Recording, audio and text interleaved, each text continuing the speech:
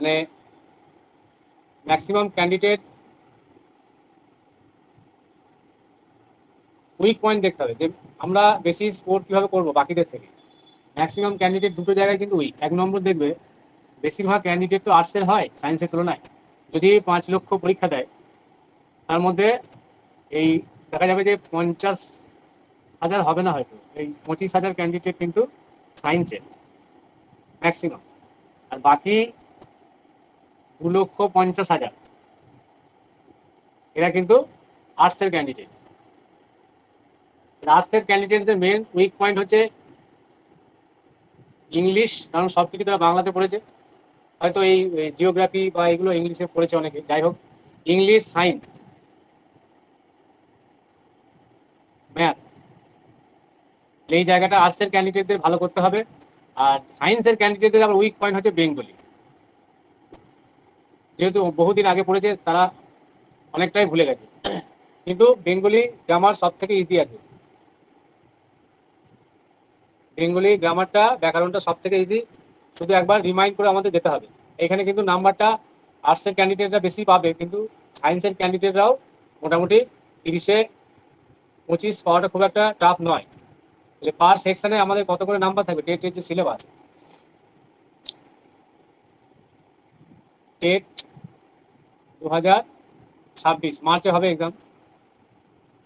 আর notification তো বেরিয়েছে, তোমরা জানো গেজেট সিলেবাস, পরীক্ষার প্যাটার্ন কখন কি হবে না হবে। তাহলে টেট হবে কত নম্বরে? 150। এই 150 নম্বরের হচ্ছে টেট। এই 150 নম্বরের মধ্যে 5টা পার্ট আছে। এক নম্বর হচ্ছে বেঙ্গলি, এখানে সাবজেক্টিভ প্লাস আমাদের পেডাগগি, প্রত্যেকটা টপিকের উপর পেডাগগি বলে অপশনটা মানে টপিকটা থাকবে, পেডাগজি। এই পেডাগজি থেকে থাকবে 5 নাম্বার, আর সাবজেক্টিভ থাকবে 25 নাম্বার প্রত্যেকটা টপিকের উপর। 2 নম্বর হচ্ছে ইংলিশ, সাবজেক্টিভ ওই একই 25, তাহলে 25 প্লাস 5 পেডাগজি টাইপের কোশ্চেন হবে সাবজেক্টিভ। ইংলিশের জন্য সেই একই 5, 25, 5 এইভাবে। 3 নম্বর হচ্ছে সোশ্যাল স্টাডিজ বা সায়েন্সের ক্ষেত্রে সোশ্যাল সায়েন্স, এখানেও একই বিষয়। এবার সোশ্যাল স্টাডিজ আর সোশ্যাল সায়েন্স এই জায়গাটাতে ওরা এক করে দিলে কিছু করার নেই, তাহলে সবাইকে এটা মিক্স করে দিলে সবাইকে এটা 60 নম্বর পড়তে হবে। সায়েন্সের দেরও পড়তে হবে সোশ্যাল স্টাডিজ, আবার আর্টসের দেরও পড়তে হবে সোশ্যাল সায়েন্স। তাহলে এখানে আমি 30 + 30 ভাগ এখন রাখছি। 3 নম্বর চাইল্ড ডেভেলপমেন্ট, সব থেকে টাফ জায়গা হচ্ছে এটা, সব থেকে টাফ হচ্ছে এই 30 নাম্বার আমাদের তোলাটা। যদি লজিক অনুযায়ী যদি না কেউ পড়ে সবকিছু কিন্তু সেম লাগবে, এবং অ্যান্সার দিতে গিয়ে কিন্তু অপশনে সমস্যা হবে। Child development and pedagogy.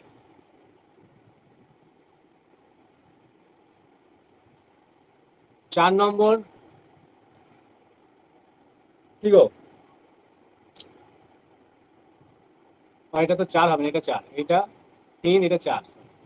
Last হচ্ছে ম্যাথামেটিক্স, এটা কিন্তু সবার ক্ষেত্রে, এটাও আসছে স্টুডেন্টের কাছে খুবই টাফ।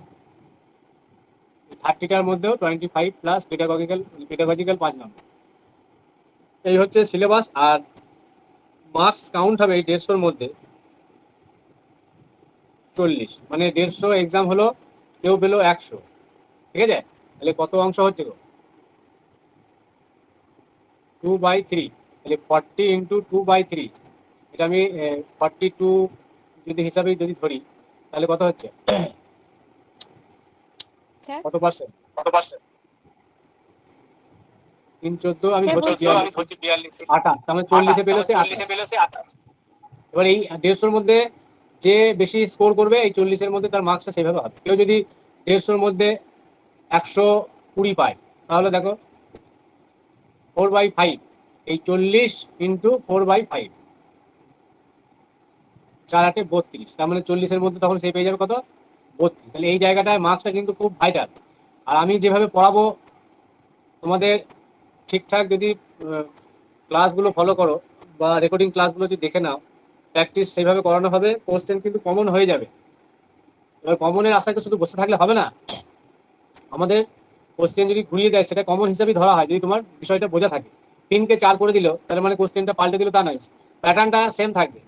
এবার 2 কে 3 করে দেওয়া থাকবে, 3 কে 4 বা কোনো একটা জায়গায় কোনো একটু বিষয় ঘুরিয়ে দেওয়া হবে। ক্লাসগুলো দেখবে কিভাবে করানো হচ্ছে, সেটা কিন্তু ভালো করে ফলো করতে হবে। তাহলে এই 150-র মধ্যে আমি বলছি 130 পেয়ে যাবে যদি ঠিকঠাক ক্লাসগুলো করো। ক্লাস করাটা কিন্তু মেন, মানে লাইভ ক্লাস করাটা কিন্তু বেশি গুরুত্বপূর্ণ, কারণ রেকর্ডিং দেখতে একা একা ভালো লাগবে না, লাইভে বহু কিছু আলোচনা হয়। 150-র মধ্যে যদি 130 পাওয়া যায় তাহলে 40, কারণ এই জায়গাটা যদি কেউ বেশি পেয়ে যায় 40-এর মধ্যে নাম্বারটা, তাহলে সে কিন্তু অনেকটা এগিয়ে গেল। এটা 4-এ 12ই ধরছি, 4-8-এ 32 মানে 33 হয়ে যাবে, 40-এ 33 মানে বিশাল ব্যাপার। তাই এই জায়গাটা তোমরা খেয়াল করবে, গুরুত্ব দিয়ে কিন্তু ক্লাসগুলো করতে হবে। আর আরেকটা বিষয়, তাহলে 40 নম্বর হয়ে গেল আমাদের টেটের জন্য 40, 1 নম্বর টেটের জন্য 40 মার্কস টোটাল, কিন্তু 100 মার্কসের এক্সাম টোটাল, মানে প্রসেসটা, সিলেকশন প্রসেসটা কিন্তু টোটাল 100। 100-এর মধ্যে টেট থাকছে 40, একাডেমিক একাডেমিকে থাকছে 10, যারা 60% অ্যান্ড অ্যাভো পাবে গ্র্যাজুয়েশনে। এখানে কিন্তু মাস্টার ডিগ্রি গ্র্যাজুয়েশন দেখালে হবে না, যাদের গ্র্যাজুয়েশনে 60% থাকবে তারাই 10-এ 10 পাবে। আর 50% হলে, মানে বিলো 60 হলে 8, 50 এবং অ্যাবভ 50, কিন্তু বিলো 60। ধরো কারো 50% আছে গ্র্যাজুয়েশনে, এই মাস্টার ডিগ্রিতে, গ্র্যাজুয়েশনে নেই, সে কিন্তু এক্সাম দিতে পারবে না। ওদের হয়ে আছে টেটের ক্ষেত্রে কিন্তু এটা রুলস। আমার গ্র্যাজুয়েশনে 50% নেই, এমএসসিতে আছে বা এমএতে আছে, তাহলে হবে না। গ্র্যাজুয়েশনে 60% বা 50% মিনিমাম থাকতে হবে। আর আদার্স যারা আছে, ওই ওবিসি, এসসি, এসটি, এদের 5% রিল্যাক্সেশন আছে, মানে 45% পেলেও ওবিসি,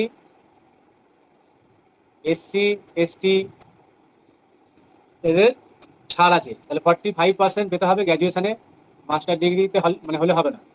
ঠিক আছে, এটা অনলি ফর গ্র্যাজুয়েশন, বিএ বা বিএসসি, যাদের এই পার্সেন্টেজ থাকবে মিনিমাম 50%, তারা একমাত্র এলিজিবল ক্যান্ডিডেট টেটের ক্ষেত্রে।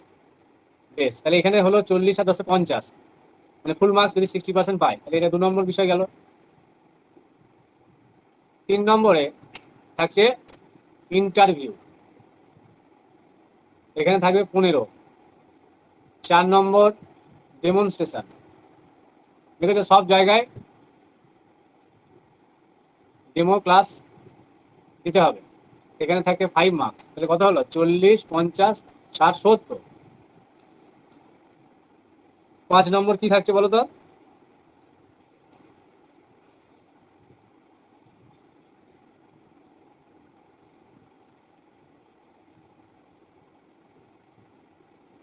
ভুলে গেলাম তো।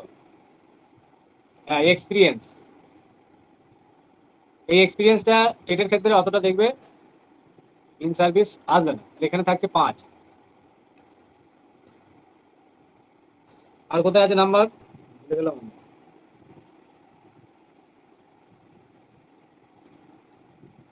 বলে দিচ্ছি।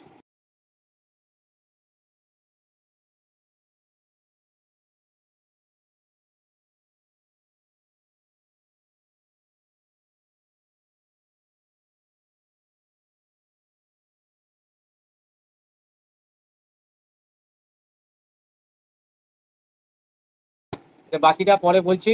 তাহলে মোটামুটি এইগুলো মেন,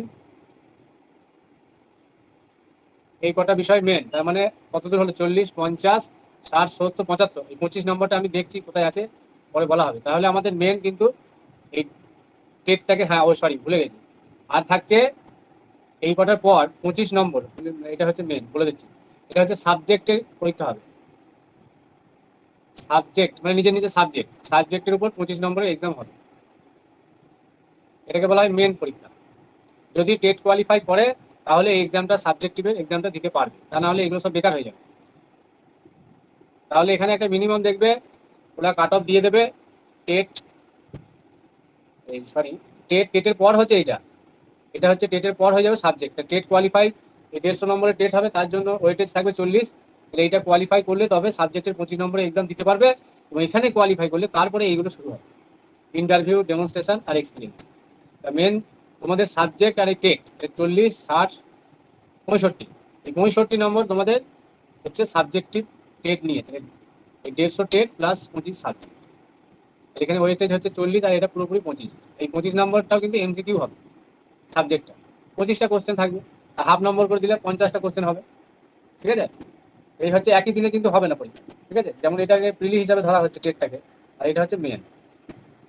একই দিনে এক্সাম হবে না, তার জন্য তোমরা টাইম পাবে, মিনিমাম 1 মাস তো হবেই, গ্যাপ থাকবে। তাহলে এই হচ্ছে বিষয়।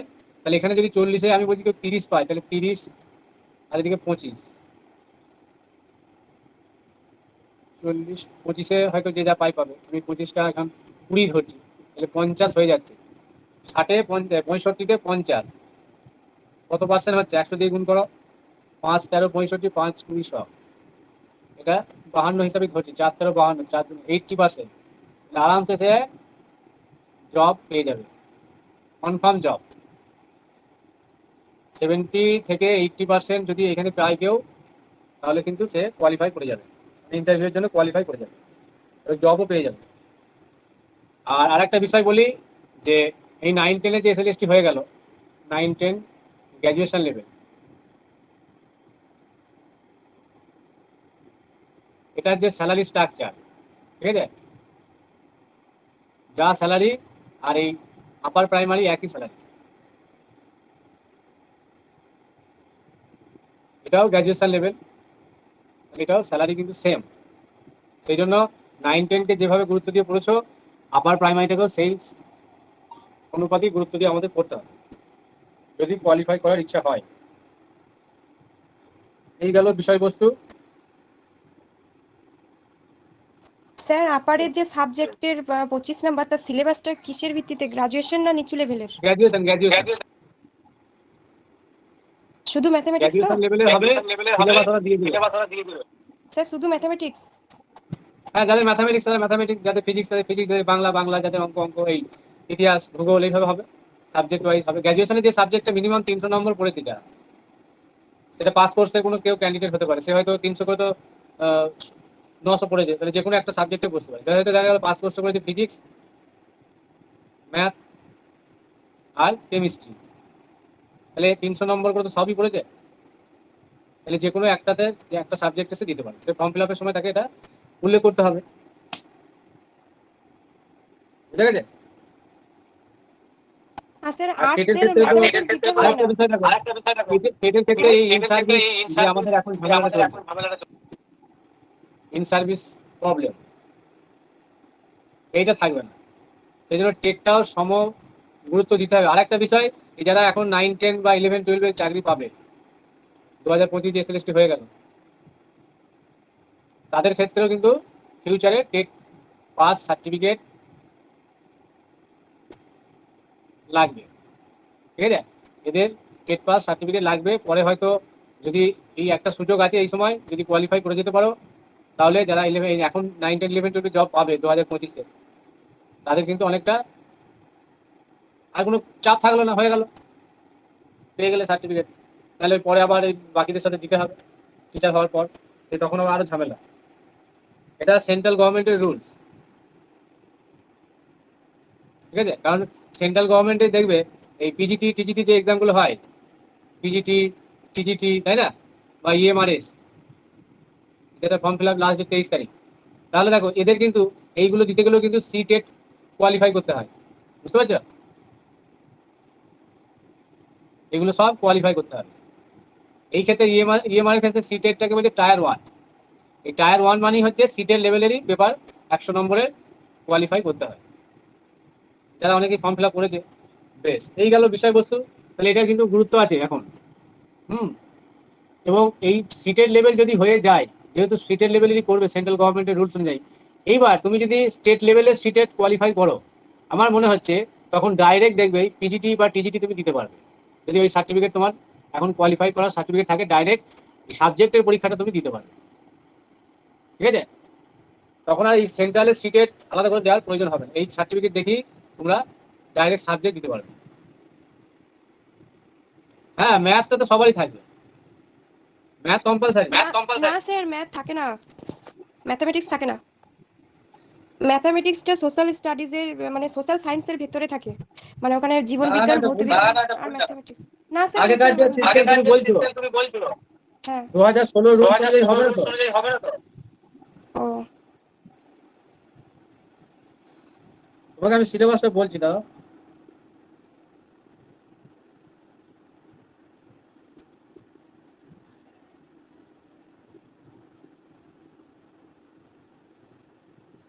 আমি বলে দিচ্ছি সিলেবাস, একবার বলেছি আবার বলছি।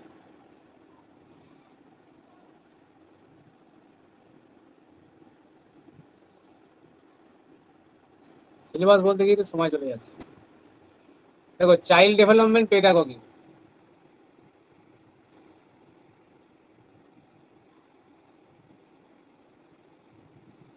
পেডাগজি হয়ে গেল। 2 নম্বর বেঙ্গলি। তাহলে দেখো, তাহলে সায়েন্সের স্টুডেন্টরা কেন বেঙ্গলি পড়বে বলো, বলো। Bengali plus pedagogy. 3 নম্বর সোশ্যাল স্টাডিজ।